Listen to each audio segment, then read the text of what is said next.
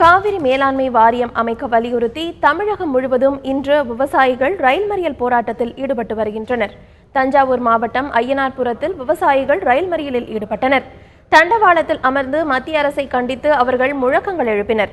அப்போது அங்கு வந்த காவல்துறையினர் மறியலில் ஈடுபட்ட 200க்கும் மேற்பட்டோரை கைது செய்தனர். மத்திய அரசே, மோடி அரசே, அமைத்திடு, அமைத்திடு, அமைத்திடு, அமைத்திடு, காவேரி மேலாண்மை வாரியத்தை அமைத்திடு, அமைத்திடு, அமைத்திடு. இதேபோல் திருவாரூர் மாவட்டம் கொடிக்கால்பாளையம் பகுதியில் இந்திய கம்யூனிஸ்ட் கட்சியின் மாநில செயலாளர் முத்தரசன் தலைமையில் ரயில் மறியல் நடைபெற்றது. காவிரி பிரச்சனையில் மத்திய அரசு தமிழகத்தை வஞ்சிப்பதாக குற்றம் சாட்டிய விவசாயிகள் உடனடியாக காவிரி மேலாண்மை வாரியம் மற்றும் ஒழுங்காற்று குழுவை அமைக்க வேண்டும் என வலியுறுத்தினர்.